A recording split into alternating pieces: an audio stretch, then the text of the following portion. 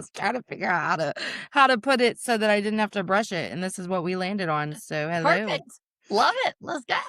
Well, welcome back, Laura, to Emotionally Unavailable. We're going to call you a friend of the show at this point. You're our little show bestie. You might be now, you might have surpassed the most visits. I think you might be the most visits Okay. from one person on the show. So, congratulations. Thank you. Thank you. Do I get a certificate? You know what? You should, and maybe I will make you one. Oh, I'm totally kidding. Do not spend time making me a certificate. Wouldn't that be hilarious? That'd be hilarious. Hey, my Um, certificate is just having a third conversation right. I'm so or a fourth excited. conversation. I don't even know how many times. I know. Well, check the show notes because I'll be linking all the other episodes. And for listeners, here's the deal. I love you, but when we've got multiple episodes to go back and post, I'm not going to post every single Spotify and Apple link. What I've been doing is posting the RS download link in the show notes if there was like a previous episode. So check the show notes. Don't make it harder than it needs to be. It'll open up somewhere, but all those will be linked. I know the last ones will be easy because I already have those copy and pasted into a document, but then the very last one you were here for, I'll probably just do the RS download link. I don't know. It just depends on what I have time for. So I'm just preparing people that it may not be. You get to choose between Spotify and Apple. You will have to just click the link, but that's okay because it's worth it because it was a beautiful conversation.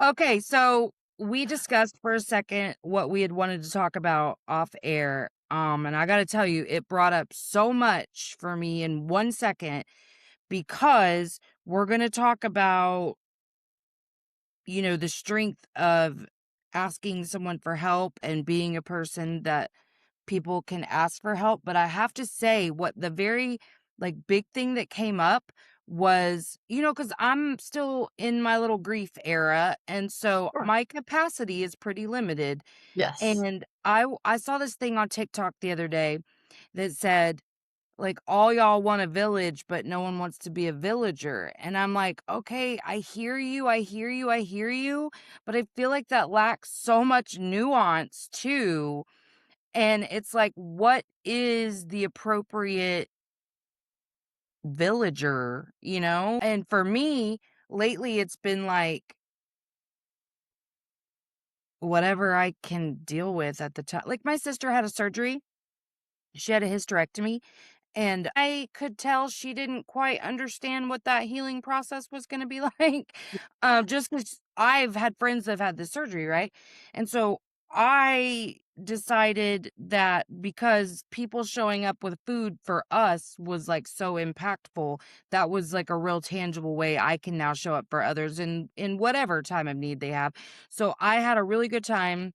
The first couple of weeks I made several meals, but since then it's just been like once a week or once every other week if I can. But that was something I've really had fun doing, and I and it and really it's been so fun too just to see them be excited about what we bring and things like the whole thing and remembering how much we felt those things too when people brought us food.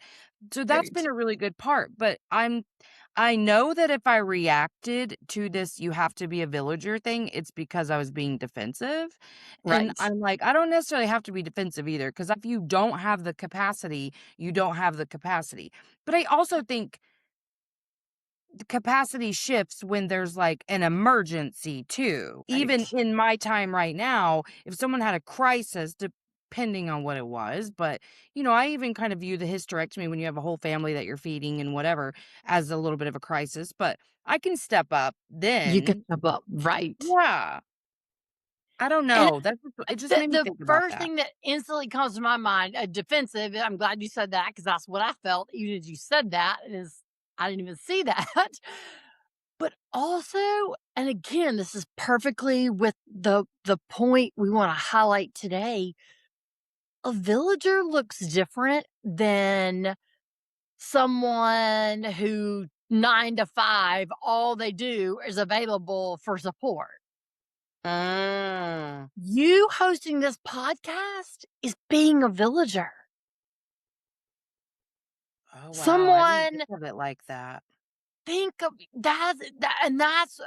that's what brings shame on us, right? Mhm. Think about somebody working out, someone cooking dinner for their family, someone in their car driving who listens to one of your podcasts and you say something or they hear something that they need in that moment or gives them strength. That's you being a villager in their life. You have no idea that they were in Nebraska in the car like, listening to your Yeah. podcast, right? So that's the point. I can't believe you started there because it is so perfect. That's the point of us connecting today. A villager doesn't look like what we often put in the box of a villager. A Yes. homemaker who doesn't work outside the home, and so they're just available 24/7 Yes. to meet your every need. A villager looks like Yes. being present in the world. I like that. You're so right, and that's no wonder I became defensive because you're right. The picture I have of a villager is ask and you shall receive from whoever you need it Literally. from. Right, exactly. In the moment, like a fairy, you just magically Yeah. appear, right? Yes. And you And if stay, you you think never about disappear. what a village looks like and how it's run, like, truly, think about a village and all the moving pieces and, like, there's a person who goes and gets the water, there's a person who plants, there's a person Mhm. who harvests, there's a person who Who does harvests. all kinds of different things, and you can show up in so many different ways, and Yes. yeah, you know what I think? I think that us talking about the power of being able to ask for help and how that empowers us to be able to receive and to show and others people asking us for help empowers us to receive. I also think I must have felt a little bit of shame in this Yes. season where I feel like I'm receiving a lot more than I'm Yes. giving. Right. Right. And that's that's what I wanna highlight because I felt that same way. I felt so much shame that I was having to receive more support, to work through the anxiety, to work through the depression, to work through the grief as I was adjusting to being a person who's blind in a sighted world. Mhm. So I felt shameful that I was having to receive that much help. Uh-huh. I was forgetting there will be many points from here on out where I will give more than I receive. And that's not bad. That's not wrong. That's not right. It's just the ebbs and flows of life. It's Mhm. always going to be, we sometimes receive more, we give more, receive more, we give more. It's, as you know, life is not this like even 50-50 kumbaya. Yeah, and if we can view the times when we're giving or receiving as just part of the flow, not Yes. necessarily something to keep like Ex- accountable to, but I was just going to say keep score. yeah, yeah, just flowing with it but flow really does mean what feels good too. Flow happens when there is the synergy of giving and receiving at the same time. If you're in Yeah. true flow, you will feel like you're receiving when you're Yes. giving. And Yes. so Yeah. that I think is a huge hint about whether or not you're maybe giving too much and also resentment. That's kind of my how I gauge my capacity now is if I'm feeling resentful or not of the ask. Like that just immediately, because I would have gone down rabbit hole after rabbit hole in my former life. Anytime resentment came up, I would have found all of this way to be pissed at someone when really it was just because I was ashamed that I didn't have what it took to be able to give Right. in that moment or Right. even enough to say no because I knew like, I was really just mad because I didn't wanna be in a position to disappoint someone, and Disappoint. yeah, Right. And so now though, like, I've found myself a couple of times someone coming to me for emotional support about something and my response being kinda, like, resentful of the ask, but Ask. that's just my cue right then to be Right. like, "Oh, honey, they didn't do anything wrong by asking, but you're not doing anything wrong by not being in the place, but you do have to be honest about don't be shitty, don't be Right. passive aggressive, Don't be don't as try to offer the aggressive. support." Right. Right. Don't be a bitch. Right. But, like, we do have to look for those clues sometimes because some Right. of those responses are so innate. They've been in there for so long that you do kinda have to go, "Okay, what's something that's gonna let me know kinda quickly whether or not I have the capacity for this?" I'm kinda glad because that's such a strong reaction that I Oh, know immediately, "Oh, we do not have the capacity. Because if you're feeling that just from the initial part of this right. conversation, you don't have it, baby. You don't have it. But that's how I know that's not flow. And I want to highlight what you're saying for everyone to take away.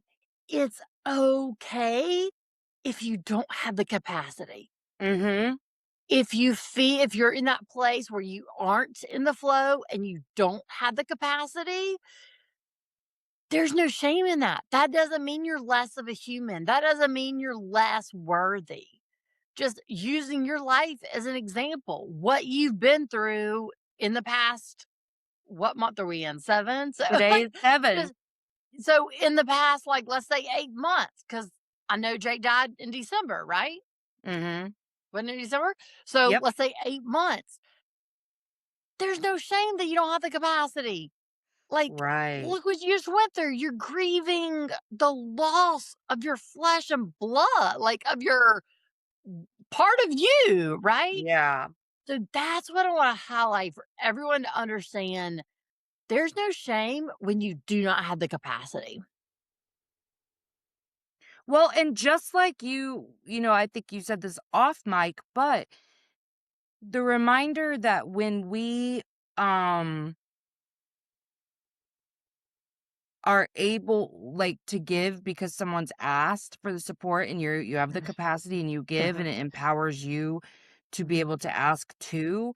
When uh-huh. you have to say no because it's beyond your capacity, Yes. you also teach other people it's okay to say no too. Right, right. Is the source of the strength. Is the Mhm. source. I mean, I view that as self compassion and self love that you're saying, I know my capacity. This is more than I have strength for right now. So I'm actually not going to support you and offer give you what you need in the best way than someone else can give you right now. Right, yeah, because honestly, if I'm giving from that dry place, I Right. really am rude. I mean, Right. I'm Exactly. And trying you're my short. best, but I'm I'm not short. nice. Yeah. I know. I'm very short and like, let's get to the point and move on. "What do you need? How can I Right. help?" Yes, yes. And, Well, and and it that's comes what's been across go just ahead. like I'm checking a box, right? Like, okay, I'll help you Yeah. because you asked and I feel like I'm obligated. So I'm going to help you in the least way. So I can check the box and I helped you and then move on. Yes, and honestly, nobody wants to be given to from that place, but let me ask you Right. about this.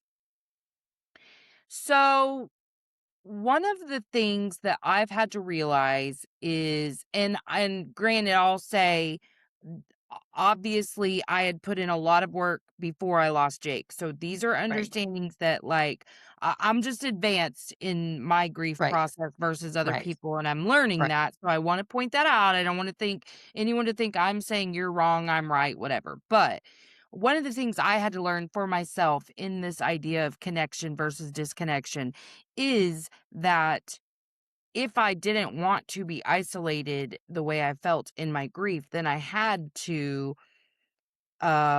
ask people for what I need. I had to learn what I needed and ask for it, and not assume that people can read my mind. Right. All of those things, all of the things. And then sometimes even just learning how to like lovingly, gently correct someone when they do say the dumb shit, whatever it is. But one of the things that I've really been noticing recently is how, like, when we ask for help, um, Imma say me specifically, I'm looking for any telltale sign that you don't fucking wanna do this, Yeah. and I'm gonna latch onto that and be like, it's fine, I knew better than to ask, whatever," and protect myself because really the Perfect. fear there is the vulnerability that, Yep. A, I need the help to begin with, and B, that I'm a burden, I'm not allowed to take up space, Right. I'm just confirming all these shitty stories that were told to me as a child and in these really innocuous moments. And someone the other day was talking to me and saying that, they're needing a lot of help right now. And so and so was going to help, but they always complain or what, they make it known that it's kind of an inconvenience for them or whatever. I personally feel like we have to approach those things with a little more compassion. Where, first of all, maybe the person really shouldn't have given because they didn't have the capacity if they're going to be quote unquote complaining about it. But I Right. kind of think maybe you're just viewing them maybe Right. expressing a little bit of rush or stress or whatever as complaining because you felt so uncomfortable with asking in the first place. Yes, I 100% agree with that. And okay, immediately comes to my mind again. I'm so glad, as always, we're as you say things that makes me think, here's what I would tend to do. As you were describing, like you would latch on to any little bit of, oh, I'm being a burden. Oh, I'm taking up too much space. Mhm. What that looked like for me is I would give the request and then totally water it down. I need help with this. But if you can only do like this, that is totally fine because really it's not that big a deal. If you can help me, it's all going to work out. I would totally water down the request before I gave them a chance to respond. Does that Yes. make sense what I mean by watering Yes, down? I Like, I used would to be do like, it's that okay, it's okay. too. Because again, you said it perfectly. It was making me feel so vulnerable to ask. I felt Mhm. less vulnerable and felt like I was protecting myself. I said, "But that's totally okay if you can't. I totally understand. I really don't need this that bad right now." I would protect Yes. myself by making it less. Yes. Well, and I realized this was one key way that I was confirming subconscious narratives and making my outer world match my inner world. So one of the things that really that really was born of that was like, oh, so I have a story. That neglect wound is really big in me. So my story is I have the weight of the world on my shoulders and no one to help me carry it. So then when I go ask, I'm scared of rejection. I'm scared of being a burden. I'm scared of being a disappointment. And I also have to confirm this story. So as soon as they give me any evidence that they don't want to be doing this, and Yeah. listen, anything can be evidence if you're searching for it, then that gets to confirm to me, "Eh, this is why I don't ask. I knew better. I have no one to help me carry this weight that's on my shoulders." And that was really big, was like learning, okay, if you viewed this in a very specific lens, you will always see what you're wanting to see. What you want to see. Uh-huh. Right. That and to that same point, I slowly realized because I was getting frustrated why are people not giving me what I'm asking for. I realized it was coming across to them like it was no big deal, and I really didn't need you to give me this. So Nonchalant. why? Yeah, nonchalant. So why would they? Right?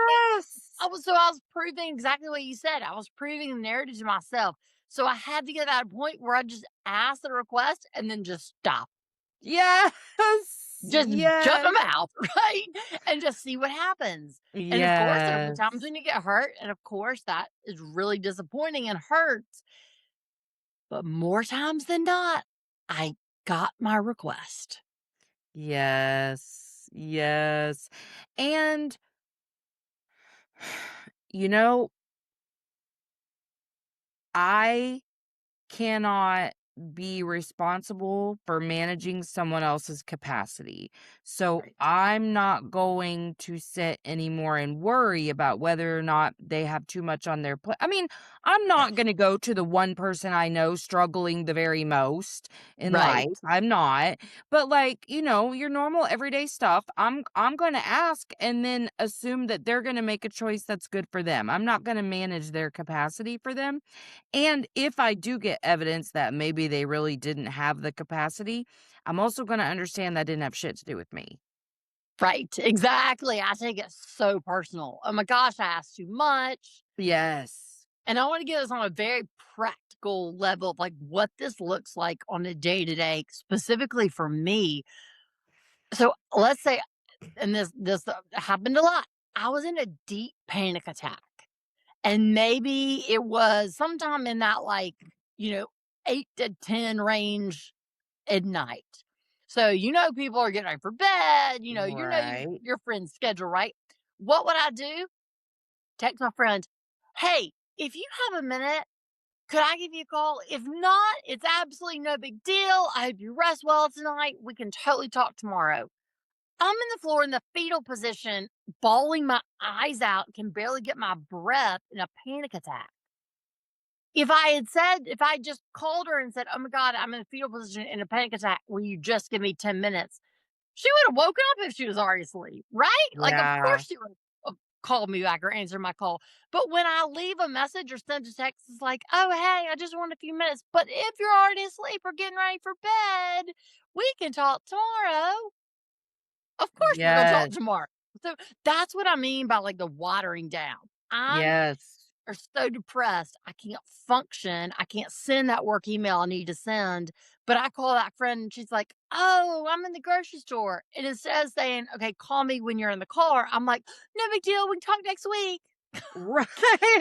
So Right. that's a practical example of what I mean about watering down. Yeah, there's these memes that go around that's like me asking for something like, "Hey, no worries if not absolutely no worries, no worries." Meanwhile, I'm very worried. Um, Exactly. Be mom having a panic attack, yeah, right? meanwhile, but something else that I kinda had to realized too, and this was something I realized really early on in the learning to become more emotionally available, was in the vein of confirming those shitty ass narratives that we have. Okay. You also can't go to the exact wrong person on purpose subconsciously and ask for these things knowing damn well you went to your one friend that is historically pretty, like, self-centered, emotionally unavailable. You know what I'm saying? Like, Yeah. I feel That's like that's really something I used to be really bad okay. at. It's purposely picking someone I couldn't really get that vulnerable with. Gotcha. You know what I'm That's saying? yeah. Yeah, Like, and that exactly. was really subconscious too, obviously, but I do think it's something to be aware of. Again, don't go to your friend that is like struggling the most right now. Right. And don't go to Right. your friend that's like going through the fucking divorce crazies, hoeing it out, like only Right. cares about the next dick. Like she's Yep. not gonna Yep. be there for you. She's not gonna be there. And then you're gonna get so disappointed and like, "Oh my god, so Yes. I see I know I asked for too much." Exactly. It's gonna be anytime I say to myself, "This is exactly why," that's again, I have all these little cues that teach me like, "Oh, Yep. hey, you're supposed to stop and examine this when you think this." Like anytime I think this is exactly why, I know I've just confirmed a narrative to myself. And so I have to Yes. back out of the whole situation and look at every angle and say, why did I just make the choice that I made? Because what was the story and what was I trying to confirm? Why did I choose like how did I confirm it? Because I know that's my clue. But I recognize that sometimes in my effort to not want to ask for help, but I'm, maybe you trying to use shit talk to myself or something to do it instead of like love for myself.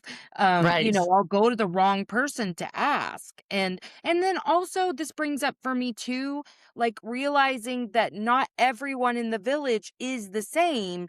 And like you have to have different friends for different things or Different different, going to things. different loved ones of any kind for different Yes. things. That's and knowing who you can go to for what. Mhm. And that again, that's not saying, "Oh, he's better than this," or "She's better than him," or it's not like a favorite thing.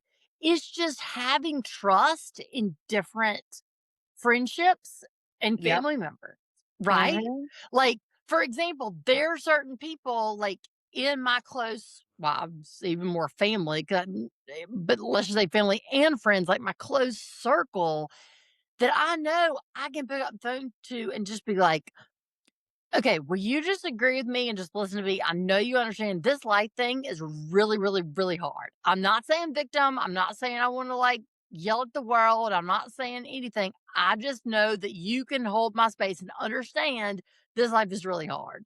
Yep. And they're like, "Yep, this is tough. And this is just part of it." There are other family members, if I said that to, they'd be like, "Now, count your Exactly. blessings. God is good. Don't you Oh talk god. like that." Right? Yes. Yeah. Like, they would be like, "You have so much going for you. Mhm. God's Look at all the always things you have to be grateful for. look at yeah, and has God always not provided?" And I'm like, "That's not the point. The point is I just need somebody to hold space with me and say, 'This life thing is hard, Yep. and I'm thankful,'" right? So, that's what we mean about kinda knowing those family friends that you can go to that are just gonna hold the space with you and not almost dismiss not almost, are going to dismiss your feelings. Yeah, but you're bringing up an excellent point too, in that when you're needing someone to just hold you and be like, Yes. "Yeah, this fucking sucks," and you have to say that's what you're needing because I think we're Right. expecting people to know too much and Yes. even me, listen, all of us humans are natural fixers. It's what our brain Right. does. And we're also emotionally unavailable, so our natural inclination isn't to sit with your feelings. It's to try to Right. rescue you. And so, even me, even after all this time, my first instinct is not to sit with you. Sometimes Me having the too. reminder that that's all that you need is helpful. So, again, if we can learn ourselves really well, we know how to ask for the support we need. And that is a strength in itself, is to say, not just, I'm struggling, but hey, here's exactly how you can show up for me right now. Like, I'll do this thing sometimes where I'll text someone and I'll go, listen, this and this happened today. I really just want you to feel sorry for me. Literally, that's all I want. I want you to feel sorry for me. And listen, it helps when someone's It like, helps. damn, I girl, was that's gonna say fucking it true. helps. Yep. It helps. Okay, again, this is the takeaway. That's actually a healing strength. That's not a form of pity and victim. And here's why. You're stating your needs. Here's what happened to me today. The A, B, and C. I need you to feel sorry for me. Thank you for feeling sorry for me. Okay, now I'll rest well. Exactly. Because So here's the deal. you're stating what you need, and then you're moving on from that need. Yes. Now, if you said, "Hey, A, B, and C happened to me today. I need you to feel sorry, and the rest of the world for sorry the rest of my life," that'd be an issue. But when you're saying exactly what you said in this moment, Yes. that's a healing resource because Yes. someone is sitting with you in your pain. Yes. And so someone said this on here about manifesting, where you have to know where you started. And it's okay to be honest about where you're starting because, like, if you use a GPS to calculate your location, it has to know the starting point, Right, right? right. So, one of the things that we get wrong in terms of offering or receiving support is the idea that it always has to be where you're going. but it has to start with where you are. So, Or so much of ooh, support, even if you're the person that they're coming to help them figure out the path, you have to know where they're starting. You have to hold them in the fact that they're starting there and and validate that this is a real life experience that does fucking suck.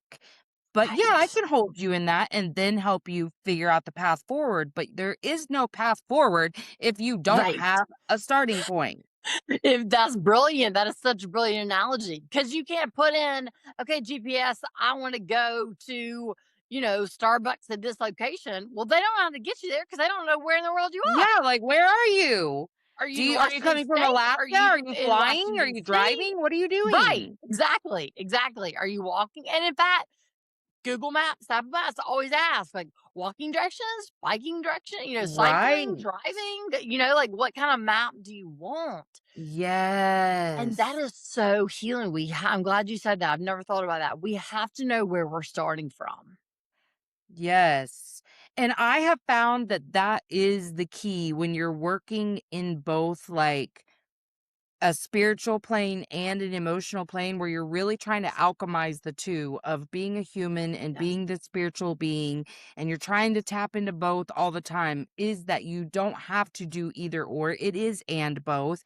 And you Right. have to know, okay, this is real. What I'm going through is real and Right. it's hard and there is no real playbook for any of this. So yeah, I'm going to acknowledge it and I'm going to hold that and have the truth, which is there is always a way forward, but I have to Right. know where I am to move forward. And so I think that's one of the things that we get wrong when we're Yes. trying to either give or receive support is that we don't need that initial like coddling phase, but I think we do. I think You do. actually I've been Yeah. thinking a lot about coddling and about like how it's gotten such a negative connotation, but that if the world had received so much more coddling, we would all like not feel so unworthy. But I think Unworthy. that we have to be able to hold ourselves and each other a little bit more, a little bit tighter Yes. and but softer at the same time and just say like, "Oh my gosh," because I don't think anybody actually stays stuck in that moment when Right. somebody validates it. All Right. we That's my need whole is point of somebody to grit. say That's it. all I speak on. Right. When we validate our emotions, then we can move through the change. Yes. Yes. That's so Yes. true. And I mean, I can say from my life experience, when people have validated my emotions or when people have not validated my emotions, uh, my two reactions are completely different. One allows me to move Yes. forward. And when my feelings are not validated, it is like, I'm like, oh, like crying out for help, internally. I don't mean like literally physically, but just Yeah. internally. Like, does anyone help me out here? And Yes, again, a because very tangible resistance keeps us example. stuck. Right, right. A very tangible example, and this just popped into my mind. I wasn't planning on saying this. I very vividly remember sitting in a therapist's office. I remember the couch. I remember the chair she was sitting in. I remember the day. I remember everything. And I was saying, expressing to her how much anxiety I was having and just what that looked like for me. And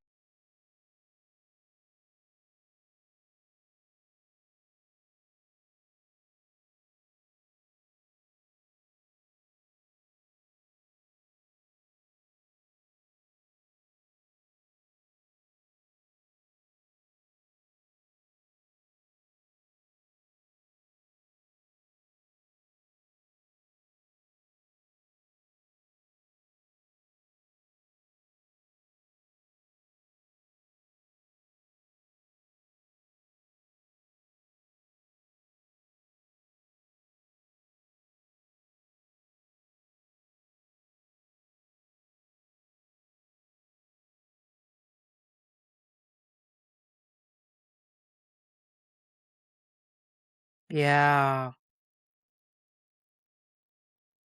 Yes.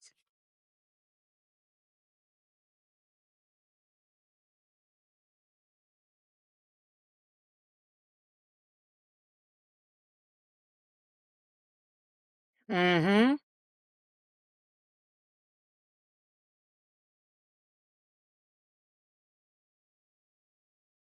Right.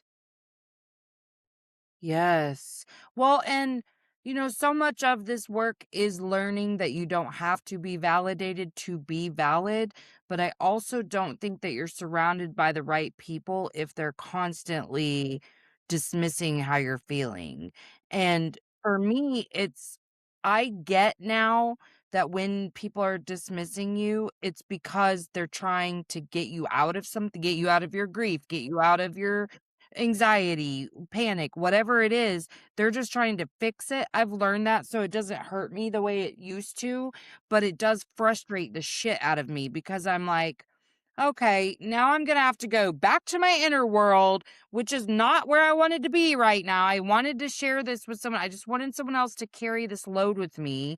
And here you are telling me it's too heavy for you too, which just makes me feel like I'm too much. And and then I have to work through that. I'm not too much. I just went to the wrong person, all these things. But yeah, I think, I've told you this before, but one of the big tenets of healing for me was when I learned, like, I don't want to be strong. I don't want to be resilient. Like, okay, I am those things, but I don't give a shit about those things. I want to be soft and I want to be held and I want to be nurtured and I want to be loved.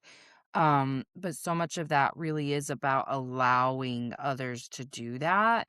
And I can think of all of the ways that I haven't allowed them.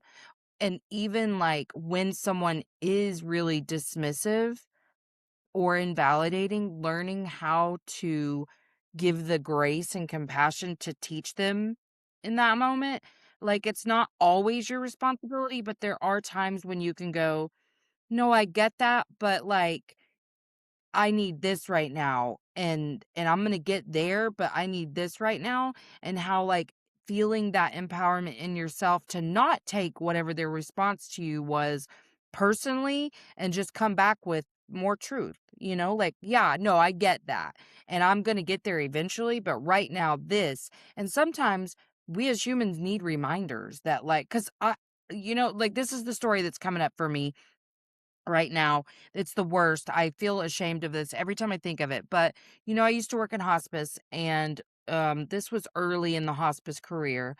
I was with a lady who was probably my age that I am now, two teenage kids, and she had some form of cancer that was really bad, and she ended up having to receive palliative sedation because she lost her fucking mind at the end, like was like uh just out there, really out there. And so they ended up having to sedate her because she was just losing her faculties so quickly. And one of the things that I had to do for that was record goodbye messages with her to her children. And before we started, she was just expressing so much grief. I'm so embarrassed, but she was expressing so much grief about not being able to watch her kids, like, get married and all the things. And I said something really fucking stupid, something to the effect of, but you'll get to watch them from heaven.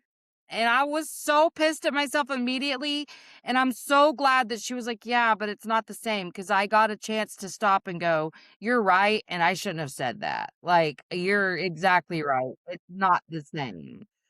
Yeah. Yeah, I was like, "You're right, and I shouldn't have said that," because I knew immediately I shouldn't have said it, but she gave me the opportunity to apologize by coming back at me and being like, "Bitch, what the fuck are you talking about?" You know what I mean?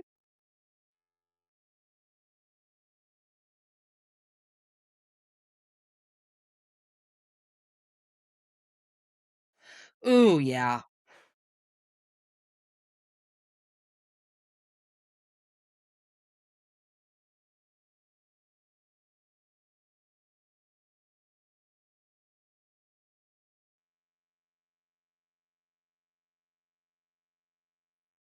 But Laura, what if even if they got defensive, because this is something I'm learning too. What if even if they got defensive, you stayed chill and regulated and didn't take that shit personally and let them get their defensive rant out and said, "No, I get it." And this and gave them another chance. That's what I'm learning is that the initial response and even the one right after that may not be what we're wanting, even if it's we're asking for help and they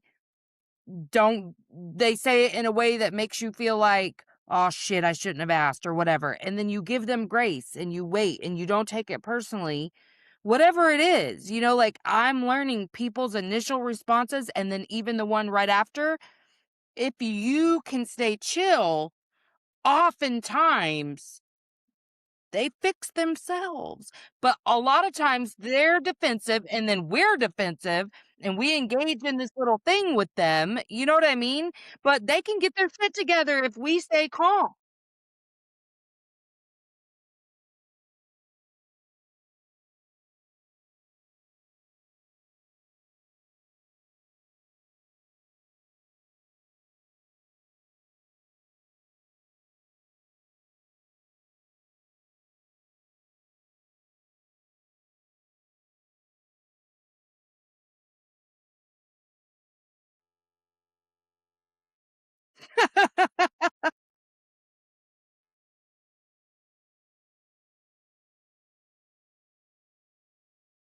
Yeah,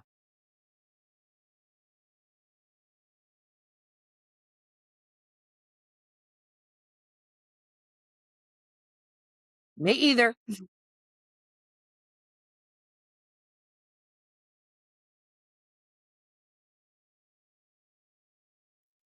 Yeah, because what you're fighting for, both of you, is to be seen and to be heard. That's really it. I don't have to fight for that anymore. Mhm.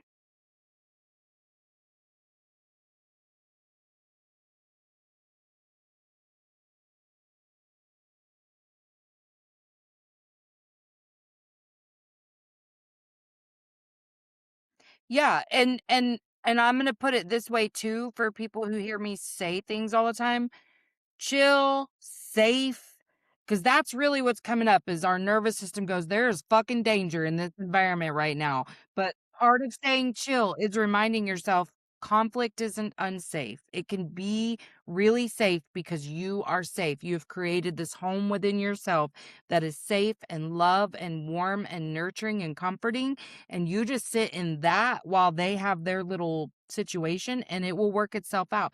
But I think that's the true piece of compassion. And like I have friends that you try to teach emotional availability to and they're maybe like really headstrong about the fact that like no, you can't come to me unless you want solutions. They do not understand that that is a form of emotional unavailability and that they are afraid of being vulnerable and they don't like how uncomfortable they feel with the fact that you have a problem they can't fix. Fine. I'm not judging the way I used to. I used to feel like that was them not showing up for me in the way I need. Now I understand that's a capacity issue. They don't that I don't need to go to them for that type of support, and, um, it doesn't have anything to do with me. But if I go to them and I say, like, maybe I really am just needing, like, someone to talk to, and I go to them and they start the shit, I can stay really calm and bring it right back to what I was saying. Like, "Oh, okay, yeah, I hear you, and blah, blah, blah, blah, blah, blah, blah," you can learn to discern too. Say what you need. 'Cause so much about this is you have to get shit out of your body. You have to say it to someone, and what they respond with really is none of your business. It was really the act of getting it out. Exactly, exactly. And it's in terms of asking people for emotional support, which is different than, other types of support. But the emotional support that you should expect is the relief that you feel when it's coming out of your mouth. And then everything from there is whatever. If they show up beautifully, that is so great for you. You're very lucky. If they don't, that doesn't have anything to do with you, and you did what you needed to do by sharing, because so much of the reason we internalize is these people that we have around us that aren't good at showing up for what you need. But just get it out of you. Talk, talk, talk, talk, talk. Keep talking because it really does help.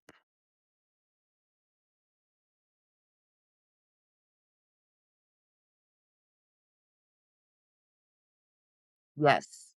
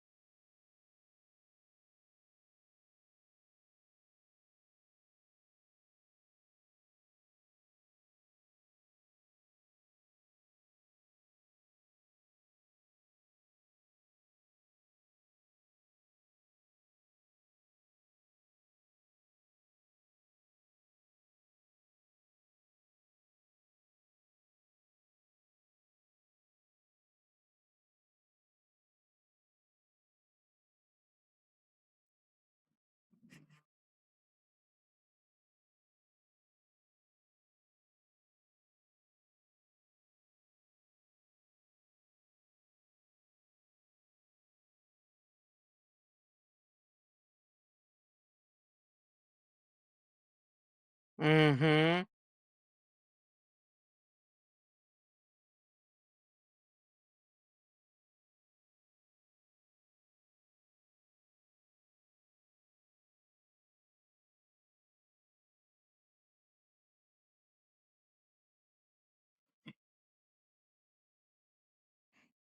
Mhm.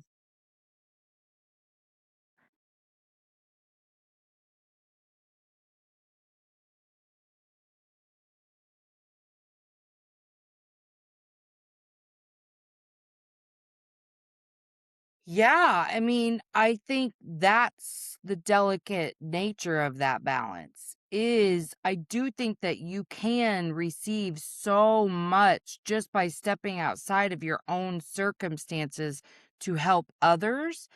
But I think that the self-love portion of that is, am I able to do this? But I think there are a lot of things that we are able to do. I wouldn't have guessed that I'd have the energy to do anything nice for my sister, but right, but it actually was so exciting that it gave me the energy to do it. Like, it gave, there's been lots of days I couldn't, but the days that I can, that's where I'm not shaming myself for the days that I can't. I'm just really excited for the days that I can, and I think she's really excited for the days that I can, like, she's not expecting me to do any more than I am able to do. It's just she's just received the gift whenever it showed up. I'm a porch drop off type of gal. I just text her and say it's on the porch. You ain't got to entertain me. I don't want to anyway. I got to go. So like it works out really well.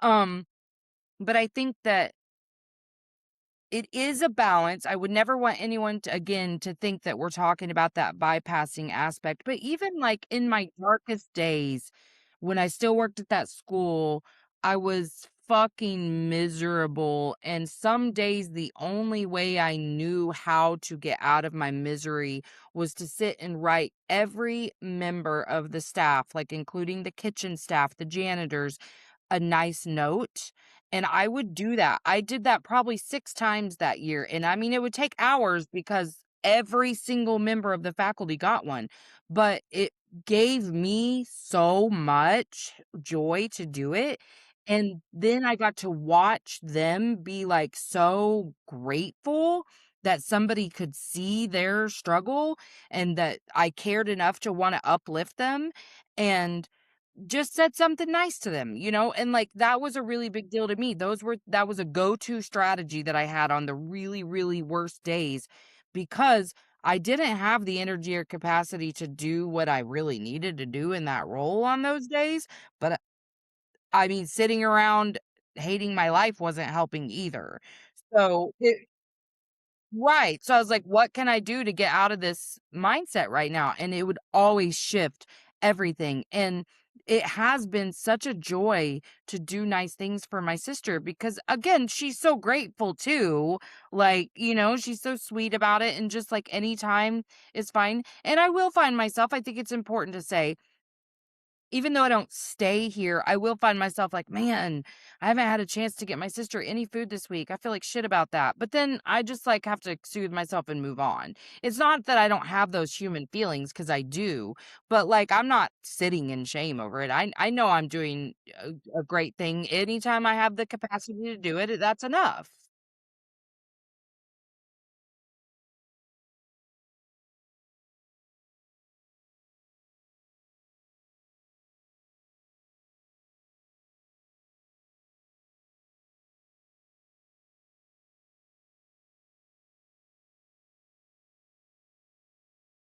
Yeah.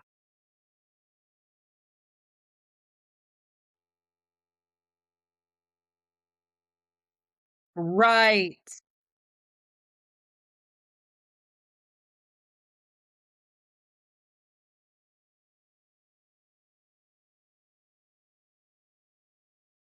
Yes, because if you self-abandon and go do things that you didn't have the capacity for, that's when resentment pops up. Whereas the joy has stayed constant in this because I'm only doing it when I can. Yeah. Right. So there's zero resentment. It's just fun. It's literally just fun.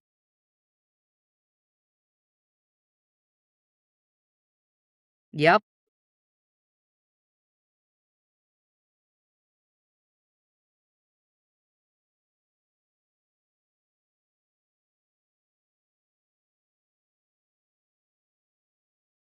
Yes. And it felt like flow, and that's literally how you can tell if you are doing the right thing by giving in this moment is how does it feel? Does it feel good to give? Like, you know? And if it doesn't, that's okay. Meet yourself where you are. Meet yourself exactly where you are because you're not getting to the location without knowing your starting point.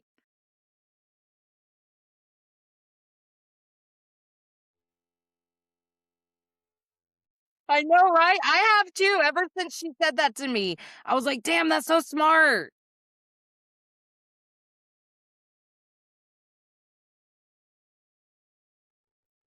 Yup. Every time.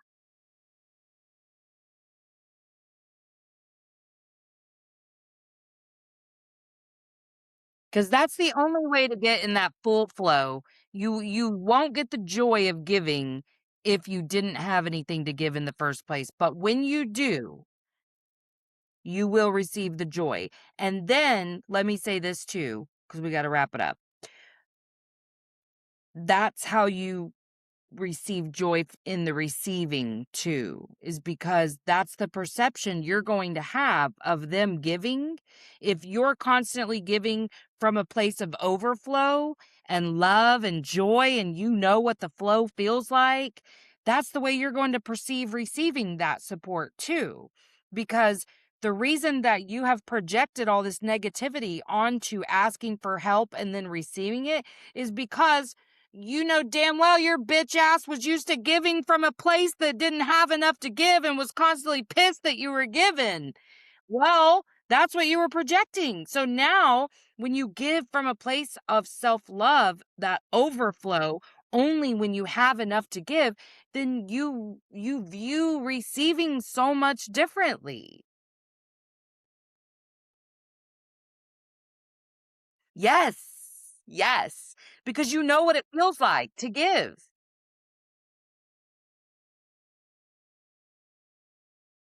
Mhm.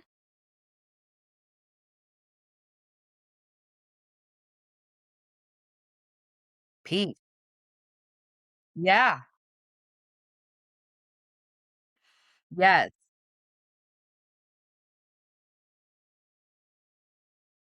Uh-huh. Exactly. So, if you're a person struggling to receive, check in on how you're giving because probably you're giving from a dry place, a place of no capacity. Stop abandoning yourself when you start to give from the right place, not to please, not to achieve, not to earn, but from a true place of love for yourself and sharing that love with others, then you will view receiving 100% differently.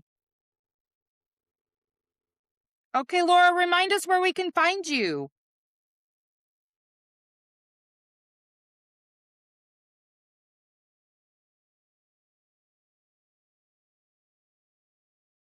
Okay, great. And check the show notes because the other episodes with Laura will be there. They've all been fabulous, so you don't want to miss them if this is your first time. Well, thank you so much, sister. I've loved it.